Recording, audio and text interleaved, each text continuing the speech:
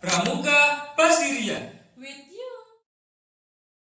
Assalamualaikum warahmatullahi wabarakatuh. Salam Pramuka. Perkenalkan, nama saya Tasya Nabila. Saya di sini sebagai moderator. Pertama-tama izinkanlah saya menyapa kakak-kakak yang sedang ada di rumah. Tetap jaga kesehatan dan tetap patuhi protokol kesehatan.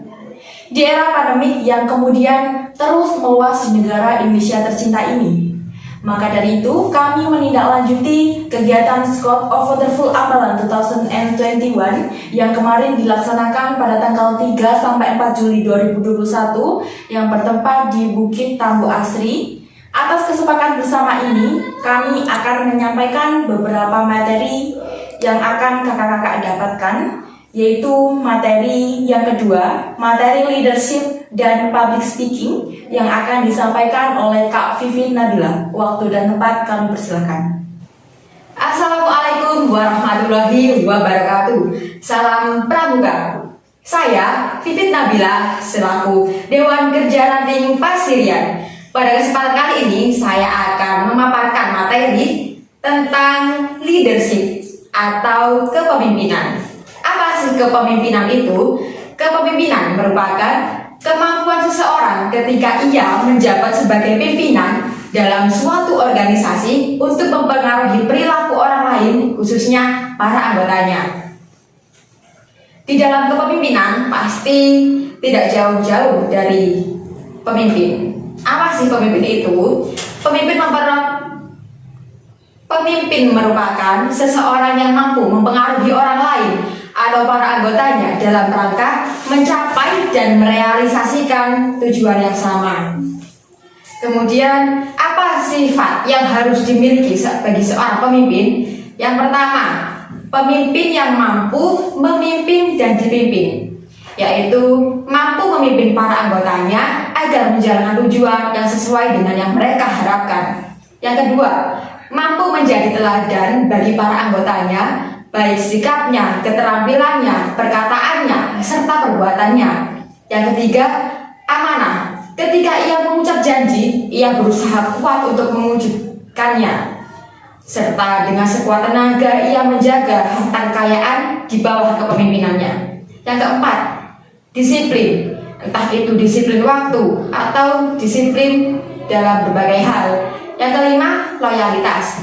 Bagaimana sikap loyalitas ini? Loyalitas ini merupakan ia mendahulukan kepentingan organisasinya dibandingkan kepentingan lain yang tidak ada sangkut pautnya dengan kepemimpinannya. Yang terakhir, penuh dedikasi pengabdian. Bagaimana pengabdian ini? Pemimpin mengorbankan tenaga, waktu, pikiran demi organisasinya. Kemudian ada kepemimpinan dalam pramuka. Di sini saya akan memaparkan cara memberikan materi. Yang pertama, memperoleh perhatian audiens. Jika audiens mampu diperhatikan, mampu dikendalikan, maka mereka para audiens akan dapat menerima materi dengan baik. Yang kedua, menyampaikan advice organizer, yaitu memberikan model pemberian materi yang terbaru dikaitkan dengan pengetahuan yang ada, misalkan dengan penampilan PowerPoint atau video animasi dan sebagainya. Kemudian menggunakan public speaking yang baik dengan memperhatikan intonasi dan pelafalan yang baik ketika ia berbicara dalam penyampaian materi. Kemudian sering cek pemahaman audiens. Fungsinya agar pemateri dapat mengetahui manakah materi yang difahami oleh audiens, manakah materi yang belum difahami oleh audiens. Dan yang terakhir, sering memberikan ice breaking. Tujuannya apa? Kita harus sering memberikan ice breaking. Fungsinya untuk mengurangi kebosanan para audiens. Kemudian cara memimpin rapat.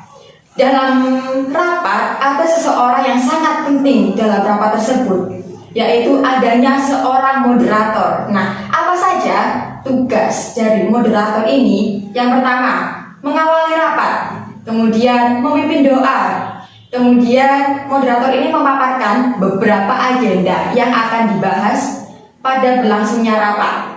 Yang ketiga, memberikan kesempatan pemimpin rapat atau materi untuk memberikan argumennya. Dan yang terakhir, moderator memaparkan hasil rapat yang telah disepakati atau yang telah dihasilkan saat rapat tersebut berlangsung. Kemudian memimpin doa dan mengakhiri rapat tersebut.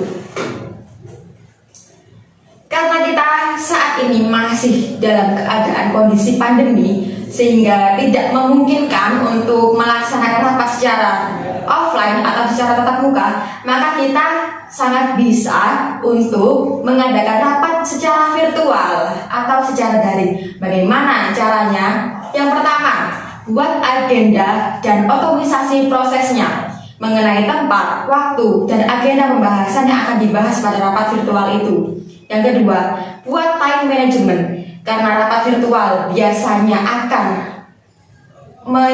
melibatkan atau memerlukan waktu yang singkat, maka time management ini sangat perlu dilakukan. Semisal 15 menit kita pembahasan, 15 menit kita tanya jawab, dan kita juga bisa menentukan 20 sampai 30 menit untuk diskusi bersama.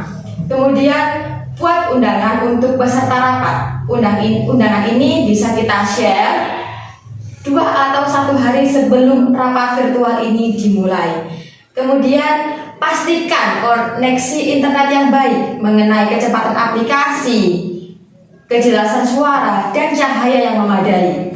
Kemudian tunjuk salah seorang sebagai moderator agar moderator ini sebagai pengatur jalannya rapat agar rapat tersebut berjalan dengan produktif. Dan yang terakhir, follow and share hasil rapat berupa berikan tugas yang harus diselesaikan sesuai dengan deadline yang telah ditetapkan.